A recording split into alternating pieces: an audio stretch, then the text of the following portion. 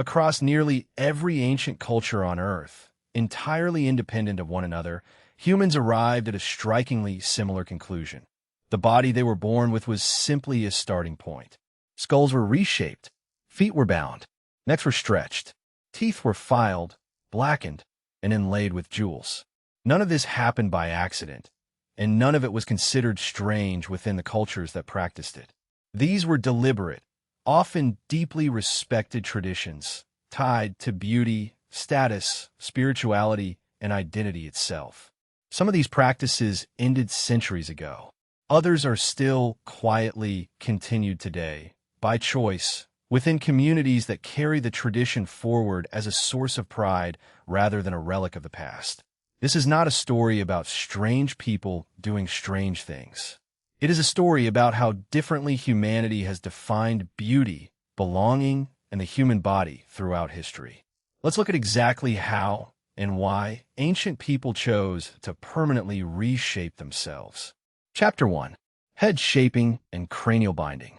Long before anyone understood human anatomy in a modern sense, numerous unconnected ancient cultures independently arrived at the same striking practice, deliberately reshaping an infant's skull using tightly wrapped cloth or wooden boards. Among the ancient Maya, elongated skulls were considered a genuine mark of beauty and elevated social status, with the shaping process typically beginning shortly after birth, while an infant's skull remained naturally soft and pliable. The Huns and several other Central Asian cultures practiced a remarkably similar tradition, producing the same distinctive elongated shape thousands of miles away, with no known contact between these cultures whatsoever. Archaeologists have also discovered comparable evidence in parts of ancient Peru, France, and various regions of Africa, suggesting this specific idea emerged independently multiple separate times across human history. The process itself was gradual and typically painless when performed correctly, relying on the skull's natural early softness rather than any sudden force. Parents undertaking this practice were not viewed as cruel within their own communities. They were understood to be giving their child a lifelong marker of status, beauty, and cultural belonging. Chapter 2. Foot binding in Imperial China. Foot binding emerged in China roughly 1,000 years ago and eventually became deeply, if controversially, embedded in ideals of feminine beauty and social status across many regions of the country. The practice typically began in early childhood, involving tightly wrapped bandages specifically designed to gradually alter the natural shape and growth of the foot over an extended period of time. Small, delicately bound feet became strongly associated with refinement, family wealth, and marriage prospects, particularly among certain elevated social classes for many centuries. The practice was genuinely widespread at its cultural peak, though it varied enormously by region, era, and social class throughout Chinese history. By the early 20th century, changing social attitudes, active reform campaigns, and shifting beauty standards led to foot binding's gradual, eventual decline. Today, it survives only in historical memory and in the accounts of the last living women who experienced it firsthand, their stories now carefully preserved by historians as a direct link to a genuinely different world. Chapter 3. Neck elongation rings. Among the Kayan people of Myanmar and Thailand, girls have traditionally begun wearing brass coils around their necks from a young age, gradually adding additional rings over time as they continue to grow. Contrary to a common and persistent misconception, the neck itself is not actually being physically stretched or elongated. Instead, the weight of the coils gradually compresses the collarbone and upper ribs downward, creating the visual illusion of a longer neck, while the neck bones themselves remain entirely unchanged underneath. This tradition carries deep cultural significance tied to beauty, ethnic identity, and community belonging within Kayan culture specifically. Importantly, this is not merely a historical practice confined to the past. Kayan communities continue this tradition today, and many women who wear the coils describe genuine pride in a visible marker of cultural heritage passed down carefully through generations.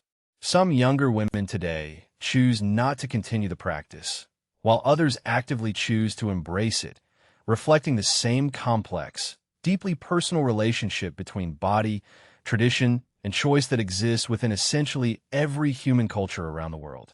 Chapter 4. Teeth filing, blackening, and jeweled inlays.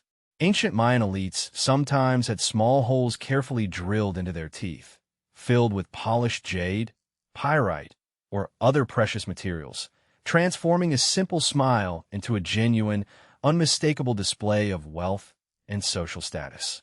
This delicate dental work required real surgical precision for its era, and archaeologists have found direct physical evidence that many of these procedures healed successfully without any significant infection. In parts of Southeast Asia, deliberately blackening the teeth using natural plant-based dyes was widely considered a genuine mark of beauty, maturity, and refined civilization, with strikingly white teeth sometimes associated instead with wild animals rather than cultured, dignified humans. Various cultures across Africa and Southeast Asia also practiced deliberate tooth filing, sometimes sharpening teeth to distinct points for spiritual, ceremonial, or purely aesthetic reasons specific to each individual culture. These practices reveal something genuinely important about the deep cultural relativity of beauty standards. A smile considered flawless and desirable in one ancient culture might have looked completely incomplete or simply unfinished within another culture entirely. Chapter 5. Ear and lip stretching. Gradual ear stretching appears across numerous ancient cultures worldwide, from ancient Egypt, where mummified remains occasionally show stretched earlobes, to various indigenous cultures spanning the Americas, Africa, and Asia. The process typically involved slowly, incrementally increasing the size of a small initial piercing over months or even years, often using progressively larger plugs or carefully rolled organic materials. Lip plates, worn by several African cultures, including the Mursi and Surma peoples of Ethiopia, represent one of the most visually striking and immediately recognizable forms of ancient body modification still actively practiced today. Among certain communities, the size of a lip plate can carry specific cultural meaning tied to beauty, maturity, or marriage eligibility, with the decision to begin the practice frequently resting with the individual woman herself rather than being externally imposed upon her. These traditions continue today specifically because many communities view them as genuine sources of identity and pride, not as remnants of a discarded, embarrassing past that modern society has simply moved beyond. Chapter 6. Tattooing across ancient cultures. Tattooing represents one of humanity's oldest and most genuinely widespread forms of deliberate, permanent body modification, with compelling physical evidence stretching back at least 5,000 years across many entirely unconnected cultures. Ötzi the Iceman, a remarkably preserved mummy discovered frozen in the Alps, bears numerous simple tattoos that some researchers believe may have actually served a genuine therapeutic or medicinal purpose, rather than existing purely for decorative reasons. Ancient Egyptian mummies show clear evidence of tattooing as well, with patterns that some historians believe were specifically tied to fertility, protection, or religious devotion. Polynesian cultures developed extraordinarily elaborate, intricate tattooing traditions, with specific patterns carefully denoting genealogy, individual achievement, and social status within a broader community structure. In many of these cultures, the tattooing process itself functioned as a significant, sometimes painful rite of passage, with the resulting pain deliberately viewed as a genuinely meaningful part of the entire experience, rather than simply an unfortunate side effect to be minimized or avoided. Chapter 7. Scarification as rite of passage. In numerous cultures across Africa, Papua New Guinea, and Australia, deliberate scarification served as a significant and important alternative to tattooing, particularly effective and visible on darker skin tones where ink-based tattoos would show far less prominently. Carefully controlled cutting or precisely applied burning created deliberate raised scar patterns, frequently arranged in intricate, symbolic, and highly meaningful designs specific to each community's traditions. Among certain cultures, scarification directly marked significant life transitions, including the culturally important passage from childhood into recognized adulthood within the community. The process typically carried deep, genuine spiritual and social significance, with resulting scars serving as permanent, highly visible evidence of specific milestones successfully achieved, hardships meaningfully endured, or important lessons learned along the way. Far from being viewed as simple disfigurement, these carefully applied scars were frequently considered genuinely beautiful, and the courage required to endure the process itself was often just as culturally significant and celebrated as the resulting visible pattern. Chapter 8. The Universal Human Impulse. Look closely across enough of human history, and a genuinely striking pattern quickly emerges. Nearly every documented culture on Earth has practiced some meaningful form of deliberate body modification, entirely independent of contact with any of the others. The specific methods varied enormously and dramatically, but the underlying core impulse remained strikingly consistent throughout, a genuine desire to visibly mark identity, status, and belonging, and hard-won personal achievement directly onto the body itself.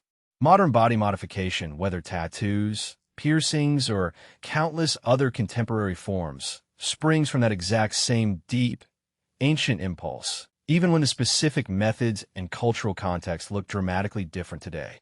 What one culture considers beautiful, another might consider genuinely unusual, and history consistently shows us that these particular standards were never fixed or universal to begin with. The human body, it turns out, has always been treated as something to be shaped, marked, and meaningfully claimed, not simply passively accepted exactly as it was at birth. None of the practices covered here should be understood as evidence that ancient people were somehow more extreme or fundamentally different than we are today. If anything, they reveal something genuinely universal about human nature itself, a persistent, deeply rooted desire to shape identity, mark meaningful belonging, and visibly claim ownership over our own bodies. Some of these specific traditions have faded quietly into history. Others continue proudly today, carried forward by communities who view them not as strange relics of a distant past, but as living, breathing threads directly connecting them to their ancestors. Beauty, status, and identity have always been culturally constructed rather than fixed or universal, reshaped again and again by every new generation in ways that would have looked completely ordinary to one culture and utterly foreign to another entirely. If you found this look into humanity's long, complicated relationship with the body as genuinely fascinating as we did, consider subscribing for more buried and forgotten stories from history.